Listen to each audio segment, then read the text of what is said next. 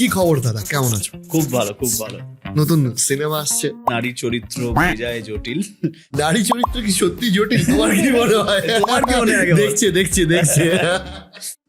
Content ক্রিয়েশনের মজা বেশি না সিনেমা করার মজা বেশি? কঠিন কোশ্চেন। আমি রিসেন্টলি একটা বাড়িতে ভিডিও করেছিলাম যেটাতে আমি দেখাচ্ছি আমি কি করে ছুটির দিনে রান্না করি।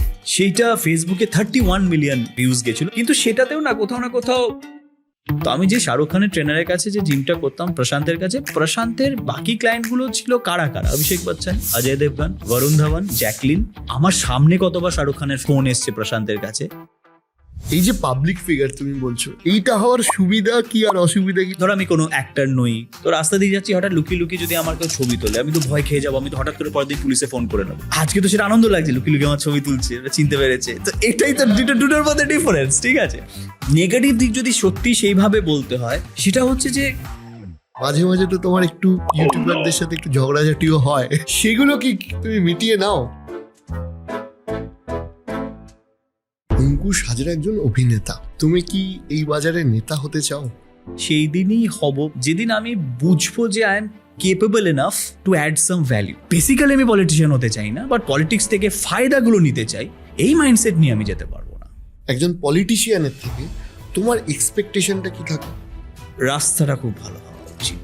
জন কেনেডি তিনি বলেছিলেন, আমেরিকা উন্নত বলে আমেরিকার রাস্তা উন্নত সেটা নয়, আমেরিকার রাস্তা উন্নত বলে আমেরিকা উন্নত। That's true.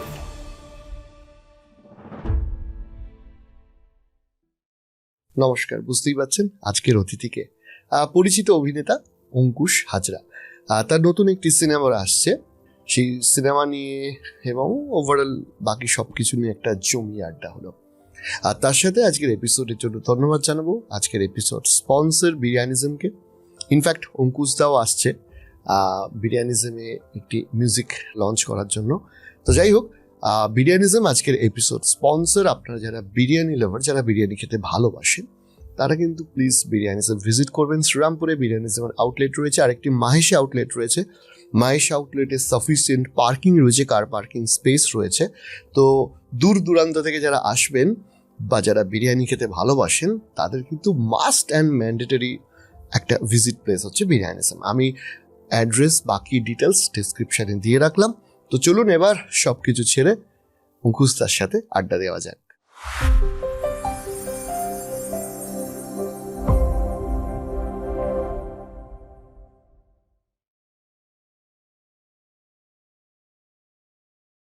কি খবর দাদা, কেমন আছো? খুব ভালো, খুব ভালো। তোমার নতুন সিনেমা আসছে। হ্যাঁ, নতুন সিনেমা আসছে, নারী চরিত্র বেজায় জটিল। আই থিঙ্ক খুবই রেলেভেন্ট সাবজেক্ট বলা যেতে পারে। আমি এই ধরনের ছবি কেন ভাবলাম জানো তো, আমি মাঝে অনেক মহান অভিনেতা হিসেবে নিজেকে প্রমাণ করার চেষ্টা করেছিলাম, যে ছবিগুলো খুব একটা চলেনি। তো আমার মনে হলো না, সত্যি let's bring back that old me as an actor. Because আজকে আমি যাই পয়সা রোজগার করেছি, নাম খ্যাতি কামিয়েছি, সেটা পুরোটাই না যে ধরনের ছবি দিয়ে বা যে ধরনের চরিত্র করে। আমার খালি মনে হচ্ছিল সেই ধরনের চরিত্রগুলোকে না আমি আর নিজেই হয় সম্মান দিচ্ছি না, গুরুত্ব দিচ্ছি না, এরকম আমার মনে হলো। তো আমার মনে হলো কেন না আবার ওই ধরনের ছবি বা ওই ধরনের চরিত্র আবার করি, এখনকার মতো করে। অবশ্যই একটা রিয়েলিস্টিক কমেডি, একটা situational comedy, not too much slapstick, ওরকম নয়। এখনকার যেরকম দর্শক বা ইয়াং জেনারেশন যেরকম বদলেছে, সেই রকম একটা ছবি, যেটা দেখে একটু মন খুলে হাসতে পারবে। একদম, এটা আমার ভীষণ ইচ্ছা ছিল। এবং তাই জন্যই ছবিটা। আর আমি নারী চরিত্র বেজায় জটিলের কনসেপ্টটা আমার এত ভালো লেগেছিল যে সত্যি এই টাইটেলটা শুনেই তোমার মনে হচ্ছে যে যখনই চারটে ইয়াং ছেলে বা লোক, ইভেন বিবাহিত লোক ধরো, বসে আলোচনা করে না এই যে নারীদের জটিলতা, যে ওদের যে মনে কি মুখে কি বোঝা যায় না, এবং বলতে কি চাইছে আদেও সেটা বোঝা যায় না। এই যে কোথাও আমরা যেটা বয়েজ ডে আউট করবো বা নাইট আউট করবো, তার যে পারমিশনটা কোনো হাজব্যান্ড হয়তো তার ওয়াইফের থেকে নিচ্ছে, বা কোনো বয়ফ্রেন্ড তার গার্লফ্রেন্ডের থেকে নিচ্ছে, বা ইভেন আমি বলবো ছেলে তার মায়ের থেকে নিচ্ছে, যেটাই হতো হোক না কেন, সেটার উত্তরের মধ্যে যে কি লুকিয়ে আছে কেউ বুঝতে পারবে না। যে তুমি দেখে নাও কি করবে, মানে দেখে নাও কি করবে মধ্যে হ্যাঁ লুকিয়ে আছে না, এটা কিন্তু মাও বলে, স্ত্রীও বলে, গার্লফ্রেন্ডও বলে। এই যে ব্যাপারটা নিয়ে আমি বলি এটা সবথেকে একটা রেলেভেন্ট সাবজেক্ট আমি খুব সুন্দর একটা পেয়েছি। আর মানে এটা বলা উচিত এই গল্পটার। আর যেটা আমার মনে হয়েছিল যে সব ধরনের দর্শক খুব রিলেট করতে পারবে এই ছবিটা। তো যাই হোক, চারজন তো নেই, আপাতত আমরা দুজন আছি। নারী চরিত্র কি সত্যি জটিল? তোমার কি মনে হয়? তোমার কি মনে হয়? দেখছে যদি বলো যে ইন আ গুড ওয়েও একটু জটিল, বাড়িতে আমি পাঠাবো।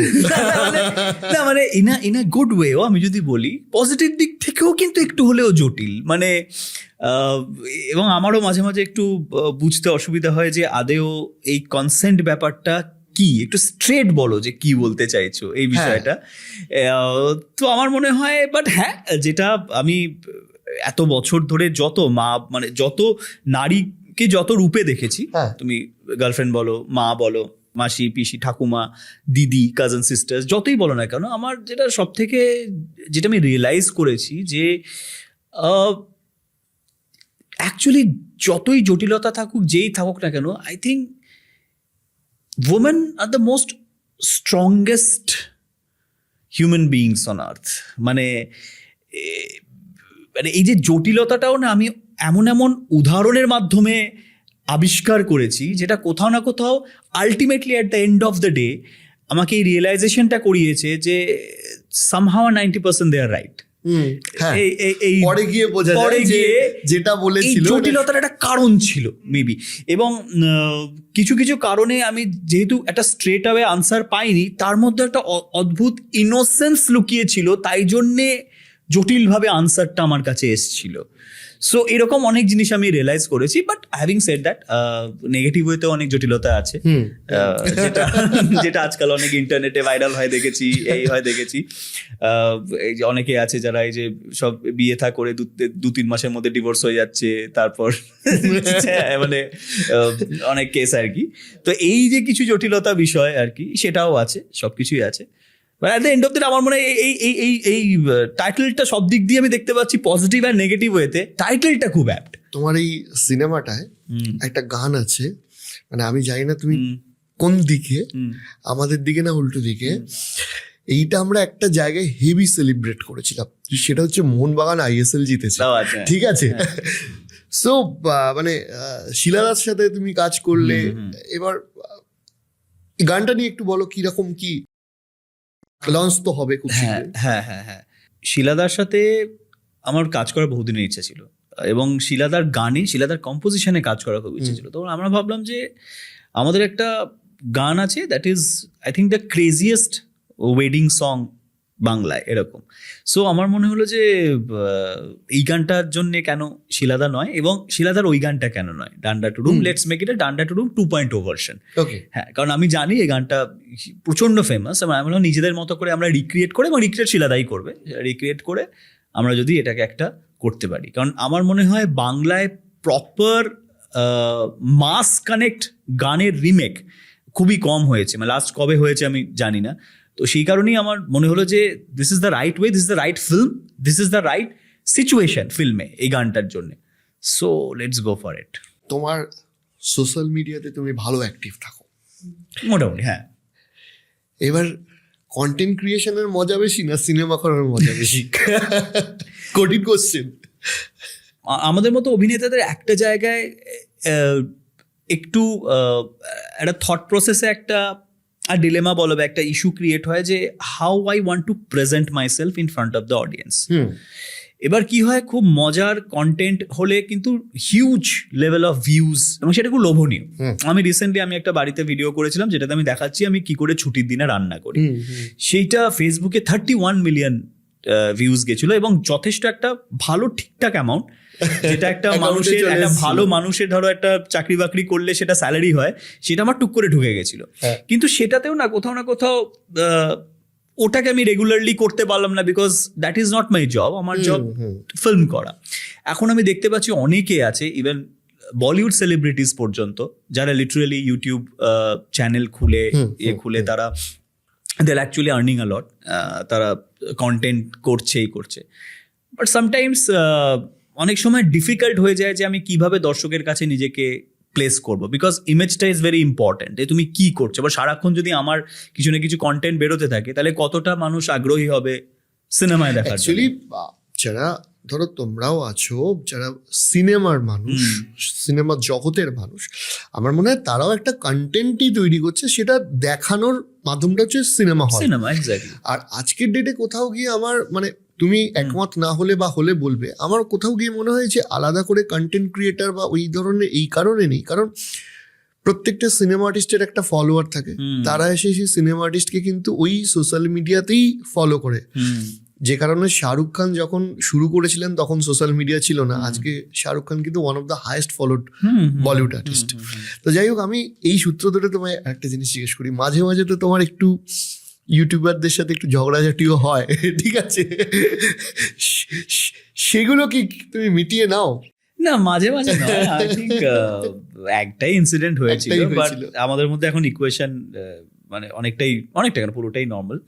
বাট কি হয় না, মানে দেখো, আমার মনে হয়েছে যে সেই সময় যখন প্রথম এই জিনিসটা আসছে, যে এই যে ইউটিউব রিভিউজ করা, ইউটিউবে মজার তুমি একটা জিনিস লক্ষ্য করেছিল জানি না, কিরণ বনাম অঙ্কুশ করে কিন্তু আবার অনেকে কন্টেন্টে প্রচুর ভিউ পেয়ে গেছিল। কিরণ নিজে কত কামিয়ে দেয় না, ও বাকিরা কামিয়েছে। বাট দেখো কি হয় না, মানে পরে আমি রিয়েলাইজ করেছিলাম যে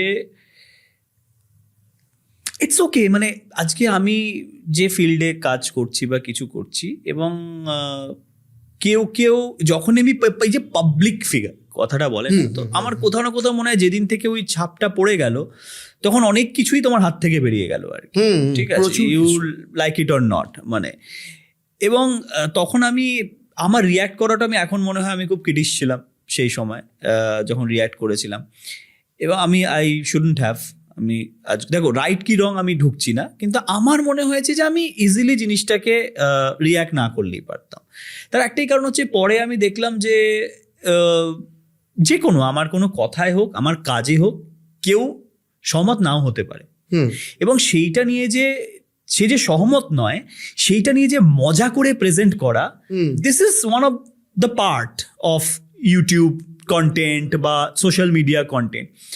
সেটা আমি পরে আরো বেশি করে বুঝেছি আর কি। এবং এই যে জিনিসটা যে অ্যাকচুয়ালি আটকানো বা করা আমার হাতে নেই, তো সেইখানে আমি একটা লেট ইট গো একটা অ্যাটিটিউড করেছি যে ওকে, কোনো অসুবিধা নেই তাতে। বাট ইনিশিয়ালি ওইখানে আমার যে সময় আমি কিরণকে বলেছিলাম যে আমার মনে হয়েছিল যে তুই এটা কি করে বলতে পারিস, আমি তোর কি পাকাতানে মই দিয়েছিলাম, হ্যাঁ, তুই আমাকে নিয়ে মজা করার অধিকার তোকে কে দিয়েছে, lot of things happened and all everything. And then I realised যে যখন অ্যাকচুয়ালি জিনিসটা মিটে গেল না, তখন অ্যাকচুয়ালি আমার গিল্ট ফিলটা হয়েছিল যে ঠিক আছে, মানে না করলেই হতো। এবং আজকে we both share a very good একটা ইকুয়েশন অ্যান্ড অল এভরিথিং, যেটা স্বাভাবিকভাবে হয়ে যায় একসাথে দেখা সাক্ষাৎ। এবং ইনফ্যাক্ট নারী চরিত্র বেজায় জটিলে কিরণ একটা ক্যারেক্টার করার কথা ছিল, এবং কিরণ অল সেট ছিল, অল ডান ছিল, বাট ও ঠিক শুটিং এর 2 দিন আগেও একটা জিনিস বললো যে ওদের একটা কি ফ্যান ফেস্ট না কি হয় ইউটিউবের, ওর কাছে ওটা খুব বড় জিনিস, যেটা বিদেশে যাওয়া হয়, সবকিছু করা হয়, বাইরে গিয়ে ওটা হয়। তো আমি বললাম যে দাদা কিছু মাইন্ড করো না, মানে খুব মানে ওটা তো আমার কাছে, ইউটিউবটাই তো আমার কাছে আসলে, আমি তো ফিল্মটা নয়, তো আমার কাছে ওইটা no issue, all the best, কারণ কোনো চাপ নেই। সো ইনফ্যাক্ট এবং আমি অ্যাপ্রোচ করেছিলাম যে করবি বল এরকম। সো এখন এরকম ইকুয়েশন হয়ে গেছে। তোমাকে একটা জিনিস জিজ্ঞাসা করি, এটা হচ্ছে যে ধরো মানে আমরা অনেকেই জানি যে তোমার জার্নিটা একদম বর্ধমান টু কলকাতা, বর্ধমানের 20 মাইল বলুন, হোয়াট এভার, একটু আর একবার আমি যদি রিকল করতে বলি, একদম শর্ট একটু বলো তোমার ইন্ডাস্ট্রিতে আসা। কারণ আই থিঙ্ক অনেকে আরেকবার হয়তো প্রথমবার শুনবে এটা। না, আমি কয়েকটা জায়গায় বলেছি, মানে আমাদের দর্শকদের, হ্যাঁ, তোমার একটা হিউজ দর্শক আছে, তারা অবশ্যই আছে অ্যাকচুয়ালি। হ্যাঁ, মানে খুব আমি ক্লাস 10-11 যখন পড়ি তখন থেকে পোকাটা নড়েছিল আর কি অ্যাক্টর হওয়ার। তো তারপর থেকে যখন এই যে আমার মেইন স্ট্রাগলটা শুরু হয়েছিল যখন আমি ক্লাস 12 কমপ্লিট হয়ে যায়, 12 পাস করার পর যখন কলেজ সেশন শুরু হতে যে গ্যাপটা বা টাইমটা লাগে, সেই সময় আমি মেনলি স্ট্রাগলটা শুরু করেছিলাম ওই পিরিয়ডটা। এবং খুব লাকিলি আমি বলবো যে আমার স্ট্রাগল পিরিয়ডটা বিশাল কিছু একদম বায়োপিক বানানোর মতো নয়। হ্যাঁ, maybe I was at the right place at the right time. একটা বেসিক স্ট্রাগল অবশ্যই কয়েক মাসের খুব ইয়ে চলেছে, কিন্তু কিছু কিছু মানুষের অ্যাকচুয়াল স্ট্রাগল স্টোরি যখন আমি শুনি না, তখন মনে হয় আমারটা কিছুই নয়। কারণ আমি সত্যি সেই জায়গা থেকে আমাকে লাকি ফিল করি যে ওইটুকু স্ট্রাগল করতেই হতো যেটা আমি করেছি, এবং হয়তো There's nothing to complain. ওটা একটা মানুষকে পরিপূর্ণ করে অনেক, সত্যি তাই। কারণ তুমি যে রুটেড হয়ে এসছো, হাজার হাজার মানুষের সাথে মিশেছো, সাধারণ জীবনযাপনটা করেছো, সেটার জন্য হয়তো কমেডি ক্যারেক্টারে অনেক বেশি কানেক্ট করতে পারবে। একদম, মানে you can able to understand যে মানুষ কোনটায় বেশি হাসবে। একদম। এবং সত্যি কথা বলতে যে সেই সময় না আমি একটা দুটো অডিশন দিয়েছি, তারপর বেশি অডিশন দিতেও হয়নি। আমি একটা ফটোশ্যুট করেছিলাম, এবং এই ফটোশ্যুটটা করার জন্য মোটামুটি আমাকে দেখে কয়েকজনের পছন্দ হয়েছিল ছবি দেখে। এবং সেই সময় না কি হয়েছিল বলতো, মানে আমার বয়সী হিরো সেরকম ছিল না সেই সময়। এবং এই যে আমাকে দিয়ে যেটা একটা কলেজ বয় প্লে করানো যেতে পারে, বা একটা ইয়াং লাভ স্টোরি প্লে করা যেতে পারে, সেই রকম গেট আপের হিরোর একটা ইয়ে ছিল সেখানে। জিদ্দা বা দেব তখন literally they are doing action films and all everything, সেইগুলো ইয়ে ছিল। কিন্তু একদমই একটা ধরো 21-22 বছরের ছেলে যে একটা কলেজ গোয়ার হতে পারে, বা একটা বয় নেক্সট ডোর একটা লাভ স্টোরি করা যেতে পারে। তো সেই জন্যে আমি ওই সুযোগটা পেয়ে গেছিলাম আর কি প্রথম ছবি থেকে। তো ওই জন্য বলা right place at the right time, তো সেইটা হয়েছিল। এবার একটা কথা বলো তো, এই যে পাবলিক ফিগার তুমি বলছো, এইটা হওয়ার সুবিধা কি আর অসুবিধা কি তোমার কি মনে হয়? দেখো, সুবিধা তো একটা, যে সুবিধা বলবো না, একটা জিনিস তো এটা আমি চেয়েছিলাম, ইট ওয়াজ মাই ড্রিম। তো সেইটা তো পাওয়ার পর সুবিধা অসুবিধা সব ভুলে গিয়ে আগে তো এনজয় করা, যে যেটা চেয়েছিলাম। শাহরুখ খান যেটা বলেছিল যে আমি এটা চাই যে আমি যখন যাব মানুষ আমাকে এক্স্যাক্টলি, এটা তো চাওয়া। এবার এর যে নেগেটিভ দিকটাও না বেসিক্যালি পজিটিভ মনে হয় তখন। মানে অবভিয়াসলি মানে আজ যদি আমি মানে ধরো রাস্তা দিয়ে যাচ্ছি, ধরো আমি কোনো অ্যাক্টার নই, কোনো ফিল্ম অ্যাক্টার নই, কিছু নেই, তো রাস্তা দিয়ে যাচ্ছি, হঠাৎ লুকিয়ে লুকিয়ে যদি আমার কেউ ছবি তোলে, আমি তো ভয় খেয়ে যাবো। আমি তো হঠাৎ করে পরের দিন পুলিশে ফোন করে নেবো যে আমাকে কেন স্টক করা হচ্ছে। এবং আজকে তো সেটা আনন্দ লাগছে, লুকিয়ে লুকিয়ে আমার ছবি তুলছে, চিনতে পেরেছে। তো এটাই তো দুটোর মধ্যে ডিফারেন্স, ঠিক আছে? হ্যাঁ, তো সেটাই ভালো লাগে নাহলে এইগুলোই তো যদি ওইগুলো খুব সাইড আইতে চোখে পড়ে। হ্যাঁ, মানে এইগুলোই যদি অ্যাক্টার না হতাম, তাহলে তো এটা তো স্কেয়ারি জিনিস। হঠাৎ করে কন্টিনিউয়াসলি কেউ আমাকে এভাবে দেখছে, হ্যাঁ এটা কি করছে, পরের দিন হয়তো খুন করে দেবে, এরকম কেউ একটা ছবি তুলছে, এরকম scary actually. If you are not a celebrity, scary thing.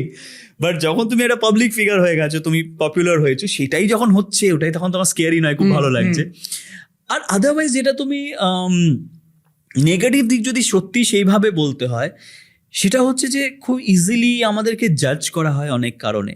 এবং মাঝে মাঝে কমেন্টে এমন কিছু হয়তো জানতে পারো যেটা তুমিও তোমার সম্পর্কে জানি না। বা এই যে জাজমেন্ট, আর মানুষের না একটা অদ্ভুত এক্সপেকটেশন থাকে আমাদের প্রতি, যেইটা রাখতে রাখতে অনেক মানুষে ভুলে যায় যে আমরাও মানুষ, আমরাও হিউম্যান বিং, আমাদেরও কিছু কিছু ইনসিকিউরিটিস আছে, আমাদেরও ফ্যামিলি আছে, সব কিছু আছে। সব বিষয় নিয়েই বুক চিতিয়ে বলা, আমাদেরও দুবার ভাবতে হয় অনেক কিছু ব্যাপারে। বাট পিপল এক্সপেক্ট ওরা কেন চুপ, ওরা কেন বলছে না, মেরুদণ্ড নেই, কিছু নেই। আজকে না কোনো একটা লোক যে কমেন্টে লিখছে কোনো একটা বিষয়, ধরো বেঝিঝাক হয়ে, বেখফ হয়ে, যেটাকে আমরা বলি, আজকে ওরাও জানে কিন্তু যে ওদেরকে কিন্তু কেউ খুঁজে বার করতে পারবে না, লিখে দিই। কিন্তু আজকে যদি আমরা কিছু বলি না, তাহলে কিন্তু এই যে টার্গেট হয়ে যাওয়া ব্যাপারটা, এটা কিন্তু আমাদের ক্ষেত্রে খুব ইজি, অনেক ইজি। সুতরাং চারটে কথা কি বলবো না বলবো আমাদের অনেক ভেবে বলতে হয়। সেইটা নিয়ে হয়তো বলতে গেলে সময় লেগে যায় আমাদের। প্রথমত আরেকটা হচ্ছে, অনেকে এটা মানে বোঝার চেষ্টা করা উচিত যে সমস্ত পয়েন্টে to fight against the establishment, সেটা সহজ না। আমার ভালো না লাগলেও আমি যদি বলি, হ্যাঁ, তার পিছনে পিছনে তার পরের দিনটা আছে। এবার অ্যাকচুয়ালি কি হয় না, এই যে উচিত অনুচিত সরিয়ে দিয়ে, উচিত অনুচিত কি আমরাও জানি, কিন্তু এই যে সহজ নয় যেটা তুমি বললে, এইটা একটু বোঝে কম মানুষ আমাদের প্রতি, যে আমাদের ক্ষেত্রেও কিন্তু সহজ নয়। না, অনেকে জিনিসটা। কিন্তু অরিজিনাল প্রোফাইল থেকে এগুলো লেখে না। না না সেটা তো আছে, ওরাও ওদের অরিজিনাল লেখে না। আমি খুলে খুলে দেখেছি। আমিও দেখেছি জানো তো, মানে 0 পোস্ট 0 ফলোয়ার্স, ফলোয়িং হয়তো 1,500, আর প্রোফাইলটা লক। তাহলে এরা কারা, আর এত কিসের ভয়?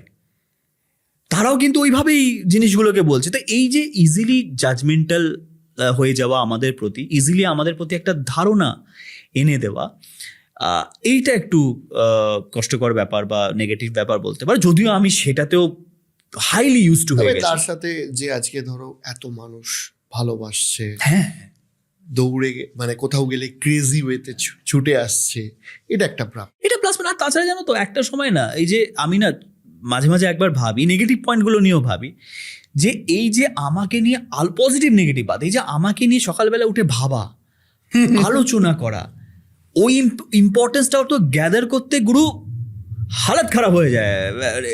কি লেভেলে যারা পরিশ্রম করেছে তারা করতে হয়, জানে। যারা করেছে তারা জানে যে আই এম দ্যাট রেলেভেন্ট, যে সকালে উঠে ভালো খারাপ যেটাই হোক, যদি কেউ ভাবে যে আজ ওর পেছনে লাগবো, ফর এক্সাম্পল 4টে খিস্তি করে ওর পেছনে লাগবো, এই যে আমার পেছনে লাগবে, এইটা যে সকালে উঠে ভাবা, মানে that means I am so relevant to you, এটাও একটা পাওনা কিন্তু। হ্যাঁ, এটাও কিন্তু একটা পাওনা। তো ওই জায়গাটা করার জন্য ক্ষমতা লাগে। সো আমি সেটাই ভাবি। তোমার টলিউডে বেস্ট ফ্রেন্ড কে, মানে কে কে আছে? ফ্রেন্ড অনেক আছে, বেস্ট ফ্রেন্ড সেই অর্থে বেস্ট ফ্রেন্ডের ডেফিনেশন কি আমি ঠিক জানি না এক্স্যাক্টলি। আমার ক্ষেত্রে যেমন পরিবর্তনশীল, মানে আমি এটা সিরিয়াসলি বলছি যে আমার না টানা বেস্ট ফ্রেন্ড রয়েছে এরকম হয় না। না। মানে ওই 2-4 জন বন্ধু বান্ধব যাদের সাথে কাজ হচ্ছে বা ইত্যাদি, এইভাবে না, বাট একটা জিনিস বলবো, যে যদি আমি সেই অর্থে ধরি যে আমার সাকসেসটাকে নিজের সাকসেস বলে মনে করে এবং আমার ফেলিয়ারটাতে সেম ভাবে মন খারাপ হওয়া, এই হওয়া, সেইটা কিন্তু আমার টলিউডের কেউ নেই। আমার যা আছে আমার একদমই বাইরের বন্ধু, সেটা 2-3 যে কজনই আছে সবই বাইরে, ক্লোজ। সেটা কিন্তু টলিউডের কেউ। ইভেন আমি বলবো মেল বলো, ফিমেল ফ্রেন্ড বলো, সব মিলিয়েই আমি বলছি, সেটা কিন্তু টলিউডে। বাট হ্যাঁ, এটা ঠিক যে সত্যি সময় কাটাতে ভালো লাগে, গল্প করতে ভালো লাগে, সেই অর্থে ওই হিংসে ওই ব্যাপারগুলো নেই, এরকম অনেকে আছে টলিউডে। হ্যাঁ, কিন্তু হ্যাঁ মানে বেস্ট ফ্রেন্ড ব্যাপারটা ইজ আ বিগ থিং, সেটা। এবার একটা খুব কঠিন প্রশ্নে আসছে। অঙ্কুশ হাজরা একজন অভিনেতা, তুমি কি এই বাজারে নেতা হতে চাও? দেখো, আমি হতে চাই না, একদমই না, এইটা বলবো না, কিন্তু যেটা হচ্ছে আমি সেই দিনই হব বা হতে চাইবো, যেটাই বলো না কেন, যেদিন আমি বুঝবো যে I am capable enough to add some value, যেটাই আমি করছি। এবং তবেই আমি ফিল্ম ইন্ডাস্ট্রি বা অভিনেতাটাকে কিন্তু আমি প্রচণ্ডভাবে ভালোবেসে, টাকা, নাম, যশ সব কিছু সেকেন্ডারি রেখে আমি কিন্তু অভিনয়টাকে ভালোবেসেছি বলে এই ফিল্ডে এসছি কমপ্লিটলি। আমার ওই জিনিসটা খুব ভালো লাগতো, যে অভিনয় জিনিসটা হচ্ছে কিছু মানুষকে তোমার ক্ষমতা দিয়ে হিপনোটাইজ করে দেওয়া, যেখানে জানে ওই দর্শকগুলো যে তারা হিপনোটাইজ হচ্ছে, when they are crying with you, লাফিং with you, reacting with your emotions. এইটা কিন্তু ওরা জেনে হচ্ছে যে পুরোটাই ফলস, এটা নাটক, পর্দার ওদিকে একটা নাটক হচ্ছে, সেটা জেনেও কাঁদছে, হাসছে, হাততালি মারছে, সিটি মারছে, ইটস কাইন্ড অফ হিপনোটিজম। আর তাছাড়া আর কি, আমরা বোকা বনছি জেনেও যদি আমরা রিয়াক্ট করি ওর সাথে সাথে, ওর ইমোশনের সাথে সাথে আমরা যাই, so that means it's an hypnotism. আমার ওই জিনিসটা ভালো লেগেছিল, তাই জন্যে গেছিলাম। আমি তো ডাক্তার হতেও চেয়েছিলাম। কেন হতে চেয়েছিলাম? স্বার্থের জন্যে, যে ডাক্তার হলে কয়েকটা টাকা কামানো যায়। আমি ইঞ্জিনিয়ার হতে চেয়েছিলাম, কেন জানো? হঠাৎ করে ডাক্তারের পর ইঞ্জিনিয়ার, কারণ কয়েকজন আমায় বলেছিল, সরি আমি ভুল হতে পারি, কিন্তু কেউ মনে করো না যারা ইঞ্জিনিয়ারিং পড়েছে, যে ইঞ্জিনিয়ারিং পড়লে হয়তো কলেজে ফাঁকি দেওয়া যায়, ইঞ্জিনিয়ারিং পড়তে পড়তে ফাঁকি দেওয়া যায়, ডাক্তারে মুশকিল, ফাঁকি দেওয়া যায় না, খুব পড়াশোনা করতে ইঞ্জিনিয়ারিং এর তুলনায় বেশি পড়াশোনা করতে হয়। হট করে চেঞ্জ করে ও তাই বেশি পড়াশোনা করতে হয়, তাহলে ডাক্তার হবো না। সো বুঝতে পেরেছো আমার মানে, তার মানে আমি অ্যাকচুয়ালি ডাক্তার হতে চাইনি, আমি ডাক্তার হলে যে বেনিফিটগুলো তার প্রতি আকর্ষণ হয়েছিলাম। ইঞ্জিনিয়ার হতে গেলে কলেজে একটু ফাঁকি মারা যায়, ডাক্তারির তুলনায় পড়াশোনাটা একটু চাপটা কম, প্রেশারটা কম, right or wrong I don't know, আমার মাথায় এটা বলা হয়েছিল। তো সেইটাতে আমি, ওইটাতে আমাকে অ্যাট্রাক্ট করেছিল, তার মানে বেসিক্যালি আমি ইঞ্জিনিয়ারও হতে চাইনি। So I should not get in two politics just এইটা রেখে যে পলিটিক্স থেকে ফায়দা কি। বেসিক্যালি আমি পলিটিশিয়ান হতে চাই না, বাট পলিটিক্স থেকে ফায়দাগুলো নিতে চাই, ফায়দা কি কি, এই মাইন্ডসেট নিয়ে আমি যেতে পারবো না।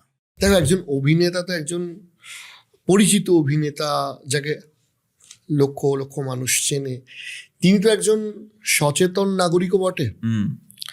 ধরো আমি যদি তোমায় প্রশ্ন করি যে এই যে একটা ধরো সময় চলছে যেখানে বহু অভিনেতা বা অভিনেত্রীরা নেতা বা নেত্রী হতে চলে যাচ্ছেন, সেখানে একজন নাগরিক হিসাবে একজন পলিটিশিয়ানের থেকে তোমার এক্সপেকটেশনটা কি থাকে? একটা স্বস্তির নিঃশ্বাস বলে না নিজের জায়গায়, নিজের স্টেটে, দ্যাট ইজ ভেরি ইম্পর্টেন্ট। শান্তির ঘুম, স্বস্তির নিঃশ্বাস, ইট ইজ ভেরি ইম্পর্টেন্ট। আরেকটা হচ্ছে,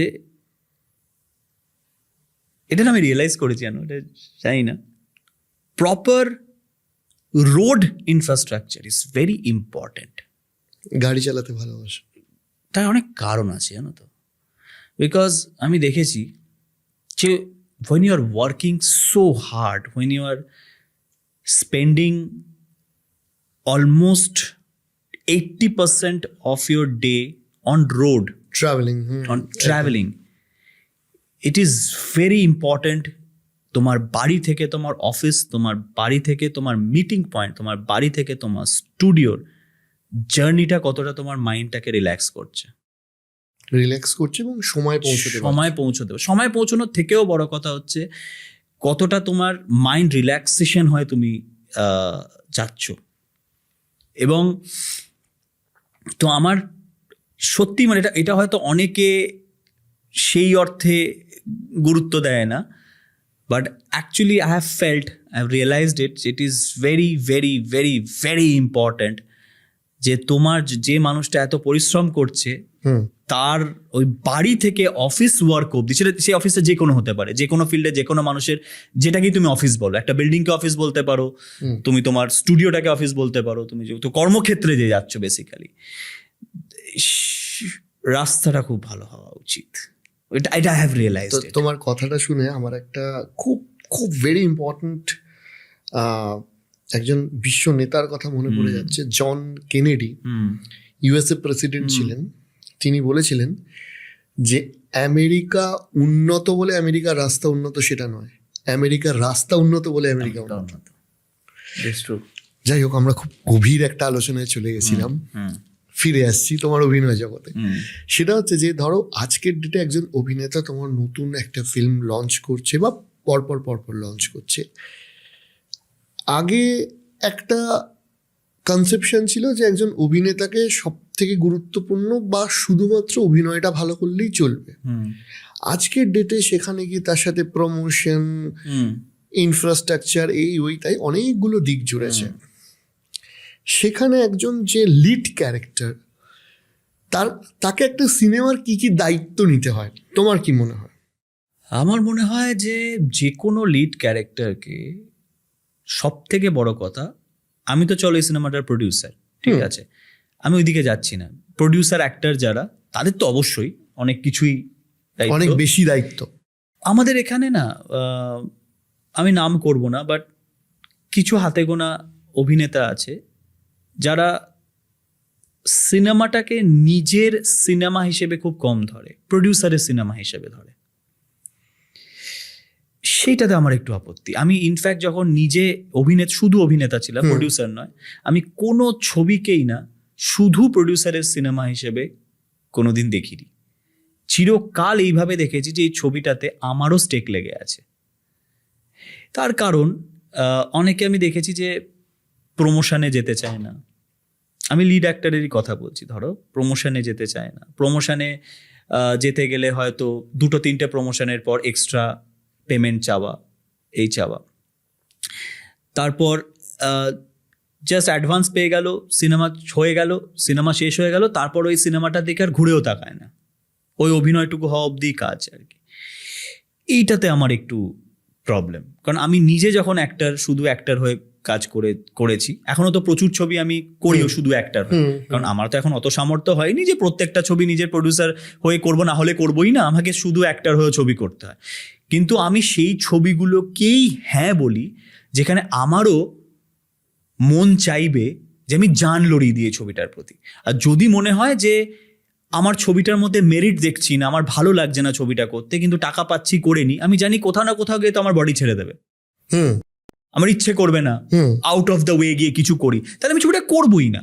কারণ ওই ছবিটাকে হ্যাঁ বলে আমি প্রডিউসারকে বিপদে ফেলবো না, কারণ আমি যদি কমিটমেন্টটা ফুলফিল না করতে পারি। ওই জন্য তো এই যে নিজেরও ছবি এটা এবং নিজেরও স্টেক লেগে আছে অ্যাজ ইফ কোটি কোটি টাকার, এই মাইন্ডসেট নিয়ে লিড অ্যাক্টার্সদের, লিড কেন আমার মনে হয় যতজন অ্যাক্টার্স পার্শ্ব চরিত্র যারা করছে তাদেরও করা উচিত। কারণ আমার সবসময় মনে হয় কোনো ছবি কোনো একজনের জন্যে কোনো দিন হিট হয় না।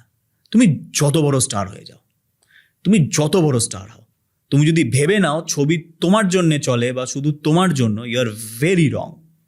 No matter how big a star you are. Team game. Even Shahrukh Khan মতো অভিনেতারাও বলেছে যে ছবি একা আমার জন্য কোনোদিন চলে না। হয়তো 2-4টে লোক আমার জন্য দেখতে আসে, প্রথমে ইনিশিয়ালি দেখতে আসে, কিন্তু ছবিটা ভালো লেগে যে হল থেকে বেরোয় না, তার অবদান কিন্তু সবার। আমি ইনিশিয়ালি 10টা লোকে হলে আনতে পারি, কিন্তু তারপরে ছবিটা যে ভালো লাগলো এবং লং রান চললো, পয়সা তুলে দিয়ে গেল, সেটার অবদান কিন্তু সবার। সো আমার মনে হয় এই ছবিটা যে আমার ছবি, সবার ছবি, এই মানসিকতাটা রেখে কাজ করলেই হবে বেটার। এবার না একটা অন্যদিকে আসবো, সেটা হচ্ছে বহু সিনেমাতে আমরা তোমার 6 প্যাক দেখেছি।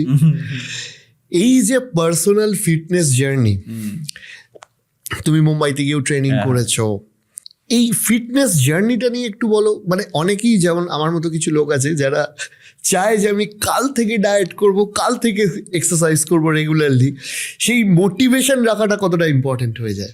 এইটা নিয়ে আমি বেশি জ্ঞান দেবো না, তার কারণ এটা যখন আপলোড হবে ভিডিওটা, আমার প্রচুর বন্ধু বান্ধব বাড়ির লোকও তো দেখবে, ঠ্যাক করে হাসবে আমি এই বিষয়ে বেশি জ্ঞান দিলে।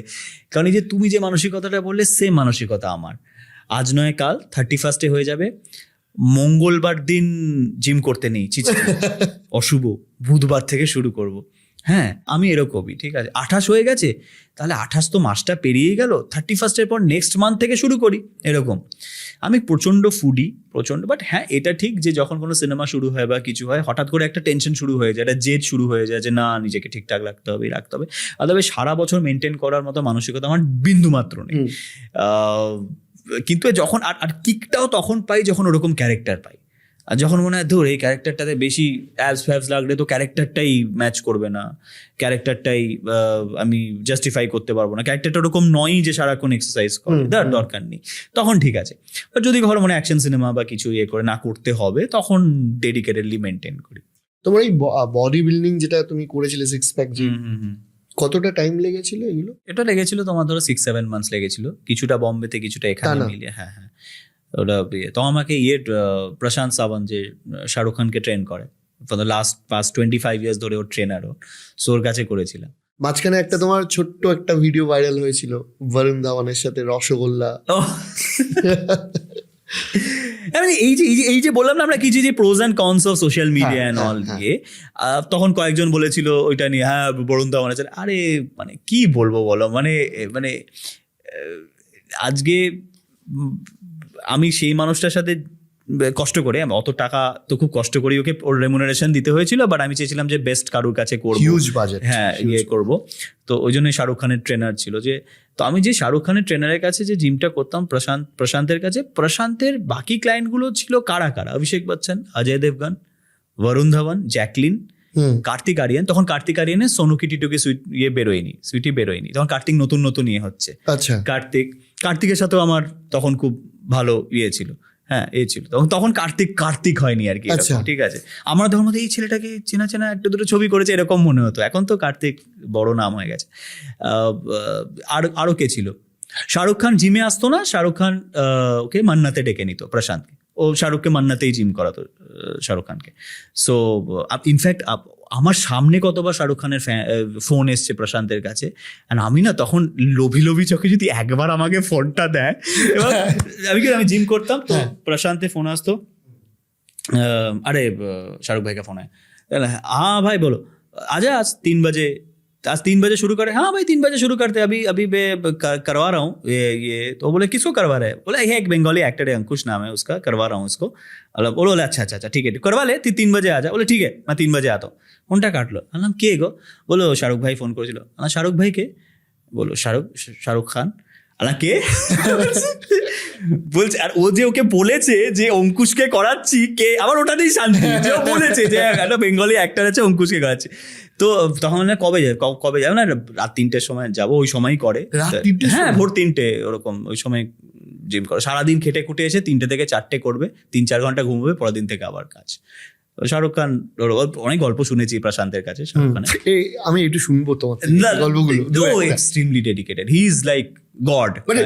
তুমি যেগুলো শুনেছো say something about Shahrukh Khan? না, বিকজ আমার কাছে প্রশান্ত আমাকে জিম করাতে প্রায় টোটাল 6 মাসের মধ্যে 10 থেকে 12 বার শাহরুখ খানের ফোন এসেছিল প্রশান্তের ফোনে, এবং সবই আমি দেখছিলাম যে ও রাত 2টোয় ডাকছে, রাত 1:30টায় ডাকছে, এই ডাকছে, সব দেখছি এই সময়টাকে। এই সময় কেন জিম করেন উনি?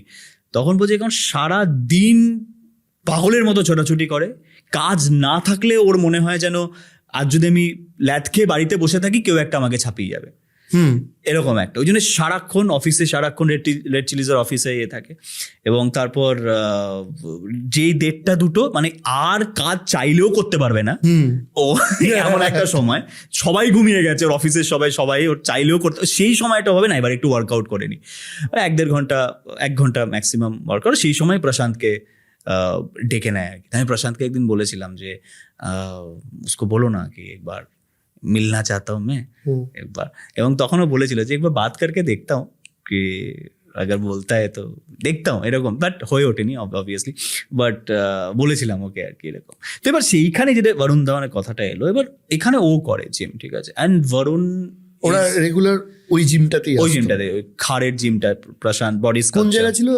খাড়ে, আচ্ছা। ওই প্রশান্ত বডি স্কাল্পচার বলে। এবারে ওইখানে বরুণ করতো, সবাই করতো, ঠিক আছে। অ্যান্ড ফার্স্ট ডে কতক্ষণ রুটিন থাকতো তোমাদের? আমার এক্সট্রিম রুটিন থাকতো ওখানে, 1.5 ঘন্টা সকালে, 1.5 ঘন্টা ইভিনিংয়ে, আর ভোর 5টা থেকে কিক বক্সিং ক্লাসেস। বাপরে!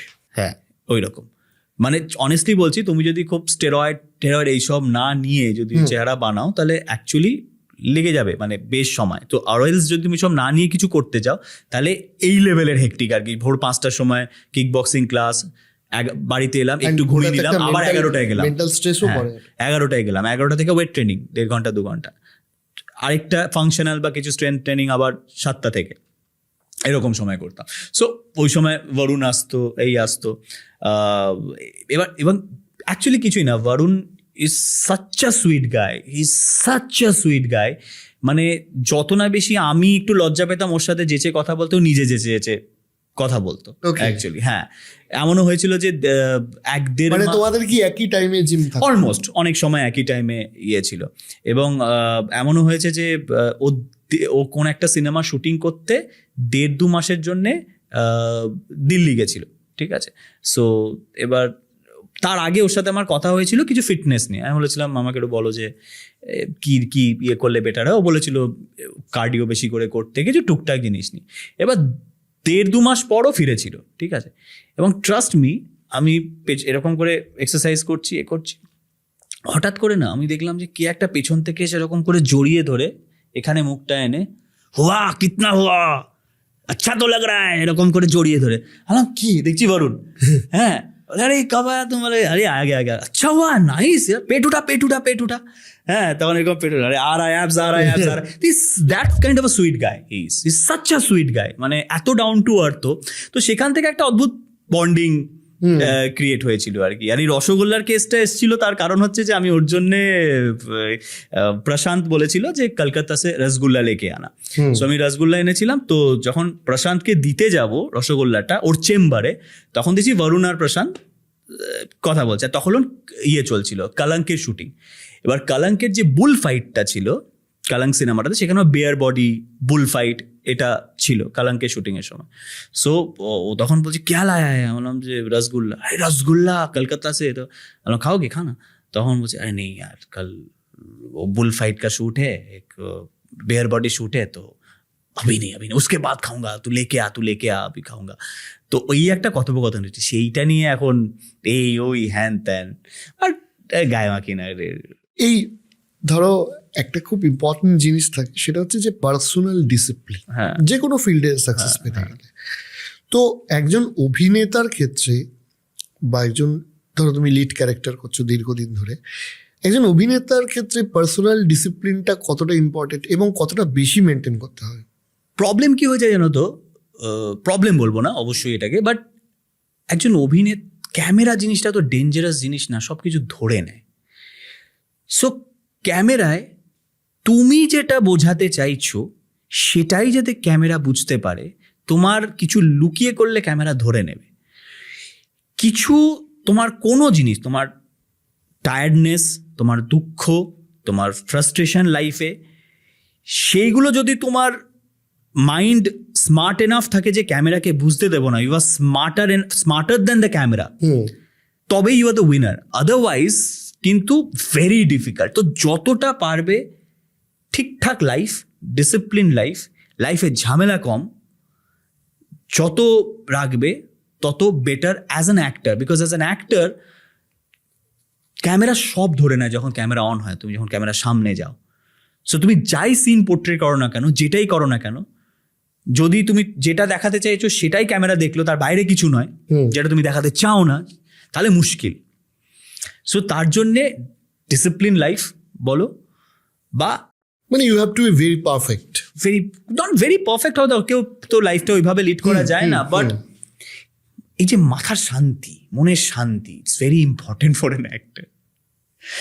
শান্তির জীবন তুমি ঘাঁটতেই পারো তোমার ওপর, কিন্তু আমি নিজে রিয়েলাইজ করেছি যে এই যে অভিনয় করাটা বা অভিনয় জিনিসটা, যে ওই অভিনয় করার প্রতি ডেডিকেশনটা যে কতটা ডিফিকাল্ট বিষয়টা, তার জন্যে ক্যামেরার পেছনের লাইফটাকে একটু ঠিক করতে হয়।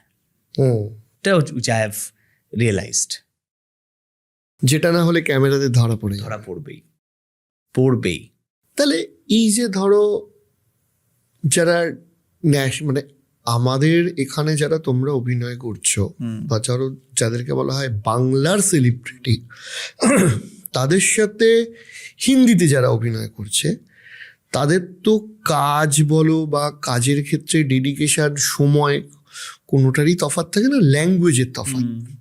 এবার এই ছবিগুলো, হিন্দি ছবিগুলোর যেহেতু বিস্তার অনেক বেশি স্টেটে দেখা হয়, ব্যবসার সম্ভাবনা বেশি বাজেটের তোমার ইনভেস্ট করাটা সম্ভব হয়। এখানে তুমি আমার একটা কথা বলো যে তুমি মুম্বাইতে থেকে এরকম কি কিছু রিয়েলাইজ করেছো যে দে আর মোর ডেডিকেটেড দ্যান আস, বা কোথাও গিয়ে হয়তো সেম ডেডিকেশনই আছে, জাস্ট ল্যাঙ্গুয়েজের তফাৎ? মোর ডেডিকেশন দেন আস, এটা একটা জিনিস আমি বলবো। আমাদের এখানে না, যেহেতু রেভিনিউটা ওদের তুলনায় অনেকটা কম, সেখানে আমি একটা জিনিস দেখেছি যে, আমি দোষ দেব না আমাদের এখানকার টেকনিশিয়ান বলো বা অ্যাক্টার্স বলো, যাদেরই বলো, ওরা ডেডিকেশন কি বলবো, মানে ওরা যে জিনিসগুলো সারাদিন ধরে করে নিজেকে ঠিক রাখার জন্য, সেটা না, ওরা পয়সাটা আছে বা সেই রেভিনিউটা আছে বলে খুব মনের আনন্দে করে। মানে 10 বার করে পার্লার যাওয়া, নিজেদের ঠিক করা, ঠিক আছে, এমন মেশিনস কিনে রেখেছে যে শুয়েই হয়তো এক্সারসাইজ হয়ে গেল, এমন অনেক কিছু আছে। ঠিক আছে, আমি অনেক দেখেছি, কিছু ধরো মাসল রিকভারির একটা আলাদা মেশিন আছে, মাসল রিকভারি হবার, ওটাতে পা ঢুকিয়ে বসে থাকে, পায়ের মাসল রিকভার হয়। আচ্ছা, যেটা মানে আমাদের এখানে ওই মাসাজ করে, ওরকম ওগুলো হয়তো প্রায় কয়েক হাজার টাকা দাম আর কি, বিশাল দাম এরকম। আর অনেক কিছু আছে, মানে ওরা যে, আচ্ছা আরেকটা জিনিস হচ্ছে এই যে নিয়মিতভাবে প্রতি সপ্তাহে 2 থেকে 3 বার করে ডান্স ক্লাস করা, ঠিক আছে, বডি ফিটনেস থাকে, এই যে আমাকে যে এতজন সবাই বলে Ankush is one of the finest dancers we have, ঠিক আছে, কিন্তু সেটাকে ব্রাশ আপ করার জন্য আমি কি করছি, ওদের নিজেরই বলতে খারাপ লাগছে। সত্যি কি আমি পারছি সপ্তাহে 3 দিন নিয়মিতভাবে ডান্স ক্লাস করতে? পারছি না। তো একটু যখন সিনেমা শুরু হচ্ছে তার 1 মাস আগে থেকে প্র্যাকটিস শুরু করছি, কিন্তু সেই শুরুটাতে কিন্তু আমার ইনজুরিও হচ্ছে, আমার মালা হচ্ছে কি ইস্যু আছে, এই আছে, joint pain, which is not good. But এখানে কোথায় সেই সুযোগটা? যে আমি এখানে সপ্তাহে 3 দিন করে ডান্স ক্লাস করব। আচ্ছা চলো করে নিলাম ডান্স ক্লাস, ডান্সের ছবি কটা করতে পারবো আমি এখানে? ডেডিকেশনটাই তো আসে না, ভেতর থেকে আসে। ভেতর থেকে আসে না। আমাদের এখন বড় স্কেলে গান কোথায় শ্যুট হচ্ছে, যেটা আমরা বাইরে গিয়ে সুন্দর গান শ্যুট করতাম, করতাম, কোথায় শ্যুট হচ্ছে? একটা হিরোর যে বিল্ড আপ দেওয়া কোথায় হচ্ছে? তাই জন্যই তো লাস্ট অলমোস্ট একটা ডেকেডের ওপরে হয়ে গেছে কোনো বড় নতুন স্টার জন্ম নিল না, কমার্শিয়াল স্টার যাকে বলে। অলমোস্ট কত বছর হয়ে গেছে জন্ম নেয়নি। রিজন কি? তাদের জন্য কোথায় সিনেমা হচ্ছে? আমার তো জেদ আছে, আমার নিজের প্রোডাকশন হাউস থেকে আমি নতুন ছেলে তুলবো এবং স্টার বানানোর মতন সিনেমা বানিয়ে তুলবো, ছেলে মেয়ে দুটোই। আমার জেদ আছে। অডিশন নেবো, ট্যালেন্টেড ছেলে নেবো, ট্যালেন্টেড মেয়ে নেবো, গুছিয়ে ওদের জন্য সিনেমা বানাবো। সেখানে দূর দূর থেকে আমি কোথাও নেই, না হিরো হিসেবে কিচ্ছু নেই, শুধু প্রডিউস করবো। We need those kind of new talents, এবং তাদেরকে প্রেজেন্ট করার মতো ছবি হচ্ছে না তো আর। সো এই যে আমি নিয়মিত 7 দিন এক্সারসাইজ, ডান্স ক্লাস, এই ক্লাস করে কি একটা ঘরের মধ্যে করে গান হচ্ছে, হ্যাঁ, বসে আছি, মন্তাজ গান হচ্ছে, ভাবছি, জানলা খুলে দিচ্ছি, সূর্যের আলো ঢুকছি, আমি ভাবছি, লিখছি, কবিতা লিখছি, এই ছবি করার জন্য ডান্স ক্লাস করবো আমি? বাজেট অ্যালোকেট করতে গিয়ে আমাদের অবস্থা খারাপ হয়ে যাচ্ছে, যে না বাইরে বিদেশে গিয়ে একটা সুন্দর গান শ্যুট করবো, এই করবো। ডেডিকেশন কোথায়? আজকে বরুণ ধাওয়ান জানে ওর পরপর 10টা সিনেমা কিভাবে স্কেল আছে, কার্তিক আরিয়ান জানে, রণবীর সিং জানে যে আমায় করতেই হবে, টাইগার শ্রফ জানে, তাই জন্য আমায় করতেই হবে। শাহরুখ খান আজও এই বয়সে 6 প্যাক্স মেনটেন করে আছে, ও জানে পরে হয়তো একটা কিং করবে বা কিছু করবে, তাই জন্য মেনটেন রাখতে হচ্ছে, ওকে করতেই হবে, ওকে, ওর হেল্পলেস। আমার ডেডিকেশনই তো পাচ্ছি না, ডেডিকেশনই পাচ্ছি না। রাইট। বিং আ প্রডিউসার, একটা তো অ্যাডভান্টেজ থাকে যে তুমি তোমার মতো করে শ্যুট করতে পারছো, তোমাকে কেউ আলাদা করে কিছু বলছে না। আর একটা ডিসঅ্যাডভান্টেজ থাকে যে তোমাকে নিজের টাকা দিয়ে নিজের চ্যালেঞ্জটা নিতে হচ্ছে। এর বাইরে চ্যালেঞ্জেসগুলো কি কি বা সুবিধাগুলো কি কি? সব থেকে বড় চ্যালেঞ্জ হচ্ছে এটা মাথার মধ্যে কন্টিনিউয়াসলি ঘোরা, যে ছবি কিচ্ছু যদি হয় পুরো দোষটা তোমার ওপর পড়বে। তখন তুমি বলতে পারবে না যে ইএমআইয়ের জন্য ছবিটা করেছি অ্যাজ অ্যান অ্যাক্টর হয়ে, কি করব, আমি তো অভিনয়টা ভালো করেছি গুরু, ছবি যেমনই হোক। হ্যাঁ, তখন ওইটার অনেক ছবি এরকম হয়েছে, লোকে বলেছে অঙ্কুশ ভাটিয়ে কাজ করেছে, ছবিটা ঠিক ভালো লাগলো না। তখন তাও না শুনতে ভালো লাগতো যে যাক অ্যাজ অ্যান অভিনেতা হিসেবে আমি, অ্যাক্টর হিসেবে কাজটা করেছি, আমার কাজটা তো ভালো বলেছে। এখন ওই প্রশংসাটা আমি প্রশংসা হিসেবে নিতেই পারবো না, কারণ আই হ্যাভ ফেলড, বিকজ আমি শুধু অ্যাক্টর হয়ে কাজটা করিনি, আমি প্রডিউসার হয়ে কাজটা করেছি। তো ফ্রম 0 to 100 যেটাই হবে, প্রতিটা অঙ্গে আমার মাথা, আমার হার্ডওয়ার্ক, আমার ডেডিকেশন, আমার ব্রেন, আমার হার্ট অ্যান্ড সোল জড়িয়ে আছে। তো যদি বলে ছবিটাও খুব একটা ভালো হয়নি, অঙ্কুশ দারুণ করেছে, ওটা আমার কাছে আর প্রশংসা নয় অ্যাজ এ প্রডিউসার। তখন ওভারঅল সবকিছু ডিপার্টমেন্টকে যেন মানুষ ভালো বলে। এই চ্যালেঞ্জটা সব থেকে মারাত্মক জিনিস প্রডিউসার হওয়ার ক্ষেত্রে, পুরোটা মারাত্মক জিনিস। আর আরেকটা হচ্ছে অ্যাজ আ প্রডিউসার হিসেবে নিজের সুনামটাকে রাখা খুব ডিফিকাল্ট, অন্তত এই বাজারে। বিকজ সাম পিপল, আমি দোষ দেব না, বাট সবার কাছ থেকে তো আমি একটা এক্সপেক্ট করতে পারি না যে আমার কিছু জিনিসে বা কোনো আপ্যায়নে, আতিথেয়তায় আমার যদি কোনো রকম ত্রুটি থেকে যায়, আপ্যায়নে যদি কোনো ত্রুটি থেকে যায়, ঠিকঠাকভাবে তাকে রাখা, তার পেমেন্ট টাইমলি করাতে যদি কোনো রকম ত্রুটি থেকে যায়, সবাই যে আচ্ছা ঠিক আছে কোনো ব্যাপার নয়, তাতে কি হয়েছে, সবাই যে এইভাবে রিয়াক্ট করবে তা তো নয়। কেউ তো একটু কথা শুনিয়ে দেবে হালকা করে হলেও, কেউ না কেউ, 2-3 জন হলেও, সেটা মাথা পেতে নিতে হয়, রিয়াক্ট করা যায় না। আরেকটা কথা আমাকে বলো, হর্ষদ মেহতার যে ওয়েব সিরিজটা হয়েছিল, ওখানে একটা খুব সুন্দর ডায়লগ ছিল যে পয়সে হি পয়সে কো খিস্তা হ্যায়। ধরো বিং আ প্রডিউসার, যারা ধরো তোমার অভিনেতা সত্তাটা আলাদা, সেখানে তুমি একজন শিল্পী, তোমার প্রডিউসার সত্তাটা আলাদা, সেখানে তুমি একজন ব্যবসায়ী। বাংলা, মানে আমি এটা ব্যক্তিগতভাবে আমারও নিজের জানার ইচ্ছা যে বাংলা কমার্শিয়াল মুভিতে ইনভেস্ট করা, এটা কি কমার্শিয়ালি ভায়াবল বা প্রফিটেবল জায়গায় এখনো পর্যন্ত আমরা দাঁড়িয়ে আছি? প্রফিটেবল করা যেতে পারে, খুব বুদ্ধি করে প্রোডাকশন করলে এ করলে প্রফিট। মানে আমি পুরোটা শুনবো, ছোট্ট করে আমি অ্যাড অন করছি এই কারণে আমার উৎসাহ, যে যদি ধরো আমাদেরকে ন্যাশনাল লেভেলের যে সিনেমাগুলো হচ্ছে বলিউডের সাথে বা সাউথের সাথে টক্কর দিতে হয়, তাহলে তো আমাকে ইনভেস্টমেন্ট আনতে হচ্ছে, মানে আমাকে ওই লেভেলের ইনভেস্ট করতে হবে, না হলে সেটা হবে না। আর তখনই ইনভেস্টমেন্ট আসবে যখন ইনভেস্টাররা দেখবে যে এইটা করে আমি আরো বেশি রিটার্ন পাবো। দ্যাটস ওয়াই আমি এটা জিজ্ঞাসা করছি।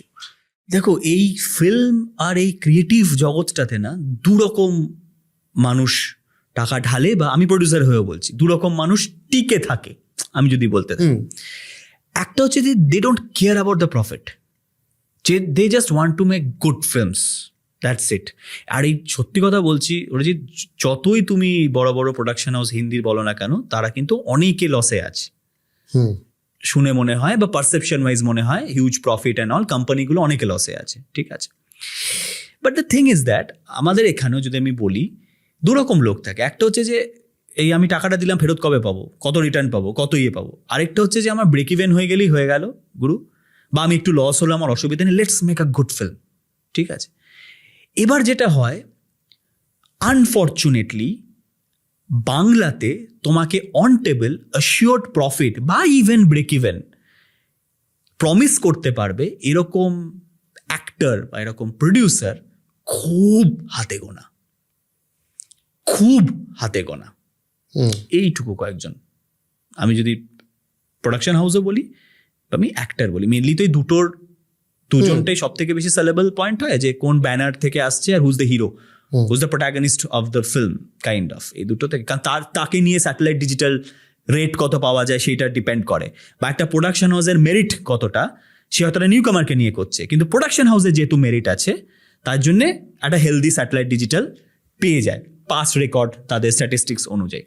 সো তাই জন্যে বলছি, বাট এই অ্যাসিওর্ড করার মতো দম খুব হাতে গোনা কয়েকজন অ্যাক্টর বা প্রডিউসারের আছে। সো এই যে বাংলা ইনভেস্ট করার এই যে বিষয়টা তুমি বলছো এত কিছু, সেইটা যদি এই সার্কেলের মধ্যেই হয় তাহলে ইটস ঠিক আছে, বাট বাইরে একটা বড় অন্ধকার জগৎ আছে সার্কেলের বাইরেটা। আমি এমনও দেখেছি যে অনেকে বুজুং বাজুং দিয়ে বুঝিয়ে ফাইন্যান্সারের থেকে 6 কোটি 7 কোটি টাকার অ্যাকাউন্টে নিয়ে নিয়েছে, 5-6 কোটি টাকা নিয়ে নিয়েছে, ছবি 1-1.5 কোটি টাকায় বানিয়েছে, বাকিটা সবাই মিলে নিজেরা টাকাটা খেয়ে নিয়েছে। তারপর যখন ছবিটা বেরিয়েছে, প্রডিউসার 1.5 লাখ টাকা রিটার্ন পেয়েছে, 1 লাখ টাকা রিটার্ন পেয়েছে 6 কোটি লাগিয়ে। এরকমও সিচুয়েশন আছে আর কি। So basically the problem is কি, এখানে অবশ্যই একটা return, good business return, good ROI একটা জায়গায় আছে, সেই জায়গাটা কয়েকজন তৈরি করেছে, অ্যাক্টর হিসেবে, স্টার হিসেবে কয়েকজন তৈরি করেছে, প্রোডাকশন হাউস হিসেবে কয়েকজন তৈরি করেছে, কিন্তু সেটা খুবই সীমিত, খুব লিমিটেড, ভেরি লিমিটেড। চ্যালেঞ্জটা এইখানে, প্রবলেমটা এইখানে। আমি এটা বলছি যে on the basis of just merit, যে এরা আছে, চলো এত টাকা ডান, অ্যাসিওরেন্স আমি বলছি, টাকার অ্যাসিওরেন্স। বাট আদারওয়াইজ তো এরকম অনেক উদাহরণ আছে যে যারা একদমই নতুন প্রোডাকশন হাউস, নতুন heroine, but the film clicked, the film clicked আর কি, এরকম সেটা তো অনেক উদাহরণ আছে। কিন্তু আমি বলছি যে এমন যে তোমাকে অন টেবল কেউ অ্যাসিওরেন্স দেবে, you give me 3 rupees, I am assuring you 3 rupees return, profit যা হবে হবে, সেই গ্রুপ অফ সার্কেলটা ইজ ভেরি লিমিটেড। অ্যাক্টর বা অভিনেতা সত্তার বাইরে তুমি গেম খেলতে ভালোবাসো, কি গেম খেলো? প্রচুর, PS5 আছে। ফিফা খেলো? হ্যাঁ, ফিফা একা খেলতে একটু পরে বোর হয়ে যায়, যতক্ষণ না আমি অনলাইন কারোর সাথে মাল্টিপ্লেয়ার খেলছি বা একসাথে। আমার গুড ফিফা প্লেয়ার। তাহলে তোমার সাথে মাল্টিপ্লেয়ার খেলবো আমি। আমার ওরকমই, আমার তোমার মতো কাউকে চাই যে আমার সাথে আমি সব থেকে বেশি ফিফা খেলি, সেটা হচ্ছে মিশুকের সাথে, বুম্বাদার ছেলে ত্রিশানজিৎ, ওর সাথে সব থেকে বেশি ফিফা খেলি। আমার বাড়ি চলে আসে, আরেকটা কনসোলার লাগিয়ে দিই, দুজনে মিলে। হ্যাঁ, আমাকে যাচ্ছে তাই এইভাবে হারায়, ও এত ভালো খেলে PS5 ফিফা। ও আমার একটা one of the best FIFA আমার পার্টনার। আর অনেকে আছে সব খেলি, বাট হ্যাঁ, আমার PS5 প্রচুর গেম খেলতে খুব ভালো লাগে। ওকে, সো আরো একবার তোমার সামনে যে সিনেমাটা রিলিজ হচ্ছে সেইটা নিয়ে আমি কয়েকটা, মানে তুমি শুরু দিয়ে ওটা দিয়ে করেছিলাম, তোমার এক্সপেকটেশন, তুমি এটা কেন করলে, and something details about that তুমি যদি একটু বলো। দেখো, ছবিটার সাথে আমার এক্সপেকটেশন এই কারণে একটু হায়ার সাইডে, তার কারণ হচ্ছে যে এই ধরনের ছবি না লাস্ট অনেক বছর ধরে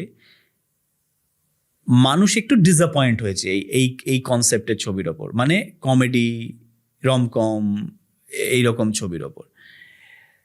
after a long time I am getting such positive feedbacks from the pre teaser, from the teaser, গান, যে এবার যেন মনে হচ্ছে যে রাইট কর্ডে হিট করাতে পেরেছি আমরা। ফিল্ম কি হবে আমি জানি না, ফিল্মের ভবিষ্যৎ আমি সত্যিই জানি না, কিন্তু কোথাও না কোথাও এই ভাইভটা পাচ্ছি যে আমরা একটা রাইট কর্ডে হিট করতে পেরেছি আফটার আ লং টাইম।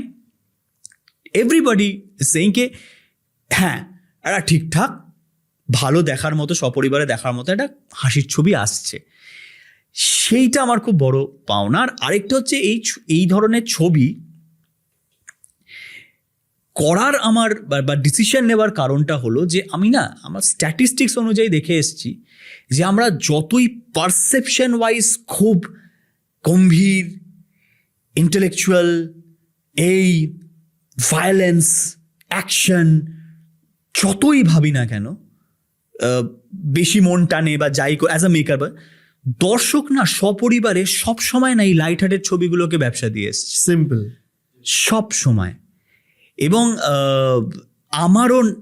আমাদের বাংলাতেও তুমি বলো যে কোনো মানে আমার যদি আমি বলি, আমি এখন জামাই 420 মতো ছবিকে নিয়ে 2-4টে হাসাহাসি করতে পারি, কিন্তু ওই ছবিটা বীভৎস ব্যবসা দিয়ে এসছে সেই সময়, ঠিক আছে, সেটাকে আমি ডিনাই করতে পারি না, ঠিক আছে। আমি আজকে হরিপদ ব্যান্ডওয়ালার মতো ছবিকে তাচ্ছিল্য করতেই পারি, ঠিক আছে, সেগুলোকে সিনেমা হিসেবে নাই ধরতে পারি আমি, হ্যাঁ, কিন্তু এটা আমি কিছুতেই ডিনাই করতে পারবো না যে আমি এবং অনেকেই অনেক কিছু ইন্টেলেকচুয়াল সো কল্ড ছবি করার চেষ্টা করেছি, নিজেকে গ্রেটার অভিনেতা হিসেবে পোর্ট্রে করার চেষ্টা করেছি কিছু ছবি, সেইগুলো হরিপদ ব্যান্ডওয়ালার বক্স অফিস ম্যাচ করতে পারেনি। এইগুলো তুমি, এই ফ্যাক্টগুলোকে তুমি ডিনাই করতে পারি না। সো আমার সবসময় মনে হয়েছিল যে বেশি কিছু নিজেকে বোদ্ধা প্রমাণ করতে গিয়ে না I am losing out my audience. আমাকে অডিয়েন্স যেভাবে ভালোবেসেছে, যেভাবে দেখতেছে, আমি তাদেরকে কোথাও না কোথাও হারিয়ে ফেলছি। তো আমি আবার ওটাতে ব্যাক করতে চেয়েছিলাম, এবং যখন এই ধরনের একটা স্ক্রিপ্ট পেলাম না, যে অ্যাপ্ট স্ক্রিপ্ট পেলাম, লেটস গো ফর ইট। মানে এতদিন ধরে সত্যি পাচ্ছিলামও না, এমনও নয় যে এখনই করতে চেয়েছি, আগে চাইনি, বেশ 2-3 বছর ধরেই করতে চাইছিলাম, বাট পাচ্ছিলাম না। বললাম না, this is the right script I should go for. দেখো, আপকামিং তোমার সিনেমাটা নিয়ে তো আমারও খুব ইন্টারেস্ট রইল। তোমাকে একটা জিনিস জিজ্ঞাসা করবো, সেটা হচ্ছে যে হিরোইন হিসাবে তোমার ঘরের মানুষ ঐন্দ্রিলাকে ভাবার কারণটা কি? সব থেকে বড় কারণ হচ্ছে অ্যাজ অ্যান অ্যাক্টর ওর মধ্যে এটা কি পরে পেমেন্টটা দেওয়া যাবে এর জন্য? ওটা একটা বড়, আমি দেখেছি যে কেউ যদি অন্য সময় হয় না যে ফার্স্ট ইনস্টলমেন্ট না এলে হয়তো শুটিংই এলো না, সেকেন্ড ইনস্টলমেন্ট না এলে হয়তো মাঝখান থেকে ছেড়ে চলে গেল বা এরকম কিছু, তো হ্যাঁ সেটা একটা বড় কারণ যে অ্যাটলিস্ট ম্যানেজ করে রাখতে পারবো আর কি, হালকা পেমেন্টটা পরে দিলেও চলবে এটা। আর না সেকেন্ডলি হচ্ছে না, জোকস অ্যাপার্ট, মানে ওর একটা অদ্ভুত না স্ক্রিনের মধ্যে ওর একটা ম্যাচিওরিটি আছে। ক্যামেরা অন হলেই না মনে হয় যে একটা ম্যাচিওরড অ্যাক্টর সামনে দাঁড়িয়ে আছে ক্যামেরার সামনে। এবং মেবি এটা আরেকটা কারণ হচ্ছে, কারণ ও অনেক ছোটবেলা থেকে, মানে যখন থেকে আমি লাইফে ক্লুলেস যে কি করব জীবনে, বড় হয়ে কি হব, তখন থেকেও অলরেডি কাজ করছে। টেলিভিশন হোক, I think at the age of 9-10 এরকম হবে, খুব ভুল না, 8 বছর বয়স থেকে ও কাজ করছে। 13 বছর বয়সে প্রথম কৃষ্ণা বলে সিনেমা হয়, সেখানে ও প্রথম সিনেমা হিরোইন হিসেবে করে। 13 ইয়ার্স এজ ওর তখন সেই সময়, এবং যেহেতু খুব ওর গেট আপটা ম্যাচিওর্ড, ওই জন্য 13 ইয়ার্সে একটা হিরোইন প্লে করতে পেরেছিল। সো সবসময় মনে হয়েছিল না, মানে one of the finest talents, number 1, আর নাম্বার 2 হচ্ছে একটা অদ্ভুত ম্যাচিওরিটি, যেটা আপনার ছবিটা দেখলে বুঝতে পারবে যে যেটা এই সিনেমার ক্যারেক্টারের মধ্যে খুব দরকার ছিল, এই ম্যাচিওরিটিটা। বিকজ কোথাও না কোথাও হিরোইনের একটা পাস্ট জড়িয়ে থাকে, তার জন্য আমার এই ম্যাচিওর্ড লুকটা খুব দরকার ছিল, যে জীবনে এত ফেস করেছে ও এত কিছু, তাই জন্য একটা বাবলি গার্ল বা একটা এরকম, হ্যাঁ ওই রকম না, এটা তো ম্যাচিওর্ড যেন লাগে ওকে একদম। তো তাই জন্যে আমার ওইটা আমি খুব দেখতে পাই ওর মধ্যে। আরেকটা জিনিস আমি মানে শেষ হয়ে হইল না শেষ, সেটা হচ্ছে যে ধরো এই যে সিনেমার প্রমোশন, এটা তো সময়ের সাথে সাথে পরিবর্তন হচ্ছে। তো তোমার কি মনে হয় যে এখন যে প্রমোশনটা আছে, এই প্রমোশনটা অনেক বেশি বাজেট এর মধ্যে ইনভলভ হয়ে যাচ্ছে, বা পার্সেন্টেজ অফ বাজেট এখন প্রমোশনে অনেক বেশি লাগছে? দেখো, ছবি, টিজার আর ট্রেলার যদি মানুষ নিয়ে নেয়, তাহলে তুমি চাই করো মানুষ ছবি দেখতে যাবে, ঠিক আছে? ছবি যদি টিজার আর ট্রেলার, গ্লিমস যেটা আমরা বলি, সেইটা যদি মানুষ না নেয়, তুমি যতই ঢাকঢোল পেটিয়ে যাই করো না কেন, কিচ্ছু কাজের কাজ হবে না। আমরা ইনসিকিওর হয়ে করতেই পারি 500টা প্রমোশনস, করতেই পারি, নিজের মনকে সান্ত্বনা দিতেই পারি, কিন্তু কোনো দিন যদি একটা ছবি ট্রেলার বা লোকের আগ্রহ না জাগাতে পারি আমরা সেই ট্রেলার আর টিজার দিয়ে, ততক্ষণে যাই করো কিচ্ছু কাজের কাজ হবে না। তার কারণ হচ্ছে আমরা যে প্রমোশনসগুলো করে থাকি সেখানে তো এইগুলোই দেখাই। ধরো বড় এলইডি স্ক্রিনে আমরা দেখুন আমাদের পরের ছবি আসছে টিজার, প্রচুর 10,000 লোকের সামনে আমরা দেখাচ্ছি টিজার, নাচ গান করছি, হ্যান করছি, ত্যান করছি, কিন্তু যেগুলো এলইডিতে দেখাচ্ছি সেগুলো দেখেই তো অডিয়েন্স রিজেক্ট করে দিয়েছে, যেটা যাবো না দেখতে। তো আর যাই করি কিচ্ছু কাজে দেবে না, কিচ্ছু না। আজকে যে ধনুষের তেরে ইশক মে সিনেমাটা কি করেছিল, শুধু ট্রেলার বের করেছিল, তো কয়েকটা স্নিপেটস এরকম ছোট ছোট ট্রেলার বের করেছিল, লোকে ওইটা দেখেই বুঝেছিল ছবিটা দেখতে হবে বাস। তাই জন্য আজকে এত বড় ইনিশিয়াল নিল, এত নিল। আমাদের বাংলায় এরকম অনেক উদাহরণ আছে যে বিশাল কিছু না করে শুধু ট্রেলার টিজার ছেড়েছে, মানুষ দেখতে গেছে। কিন্তু আমরা কি হয় না, আমরা সবসময় মনে করি যে এত কিছু করলে আরো বেশি করে হ্যামার করে, which is very good, marketing is important, but ফিল্মে যদি আমি বলে থাকি, কারণ এখন কি হয়েছে না, অরিজিৎ, সব থেকে ডিফিকাল্ট বিষয় হচ্ছে এখন আমার কাছে নিজের এই শরীরটাকে একটু তুলে ল্যাদ ছেড়ে পার্কিং অবধি গিয়ে গাড়ি অন করে, গাড়িতে বসে চালিয়ে ইঞ্জিন অন করে গিয়ে একটা পার্কিং করে, পার্কিং থেকে বেরিয়ে বক্স অফিস টিকে বা যদি বুক মাই শোতেও কেটে থাকি, তারপর গিয়ে 2 ঘন্টা 2.5 ঘন্টা বসে দেখলাম, আবার বেরোলাম, আমি বাড়ি এসে দেখলাম আমার পকেট থেকে 1200 টাকা খসে গেল, স্ট্রেট অ্যাওয়ে খসে গেল। পপকর্ন, কোল্ড ড্রিঙ্কস, টিকিটের দাম, তেল খরচা, পার্কিংয়ের খরচা, সব কিছু নিয়ে আমি যে টাইম অ্যান্ড মানি ইনভেস্ট করলাম, আমার 1200-1500 টাকা খসে গেল। তাহলে এই এফার্টটা আমি কোন গল্প, কোন সিনেমার জন্য দেবো? এটাতে মানুষ ভীষণ চুজি হয়ে গেছে। সেইখানে আমি লিটারেলি বসে যদি 4টে বিঞ্জ ওয়াচ করে নিই, আমার আরো ভালো সময় কাটবে, এই তো। সো ট্রাস্ট মি, মানে আমি যতই হাত পা নাড়ি না কেন, যদি মনে হয় যে এই ছবিটা স্কিপ করাও যেতে পারে, তাহলে তুমি যাই করো কিচ্ছু হবে না, কিচ্ছু হবে না। কিন্তু আমরাও যেমন প্রমোট করি এই করে, বিকজ আমাদের অবশ্যই মনের শান্তি যে চলো আমরা অ্যাটলিস্ট মানে রাতে ঘুমানোর সময়, রিলিজের সময় বলবো না যে কাশ এটা করতাম, ওই কাশ জিনিসটা যাতে না হয়, নিজেদেরকে একটু জবাব দেওয়ার জন্য আমরা করি। কিন্তু আমরা সবাই জানি যে রিয়ালিটি ওটাই, মানে আমাদের ভাষায় content is the king. Content always content is the king. তোমার ছবির জন্য অনেক অনেক শুভেচ্ছা রইলো। অলরেডি টিজার এবং তোমার যে ফার্স্ট মিউজিক আছে সেটা তো যথেষ্ট ভালো লেগেছে, আমি নিজেও দেখেছি। আরও নিশ্চয়ই দর্শকদের প্রশংসা পাবে, আর তার সাথে তুমি মাঝে মাঝে আমাদের আরও সময় দাও, এই আশা রাখি। একদম। Thank you so much. Thank you so much. Thank you.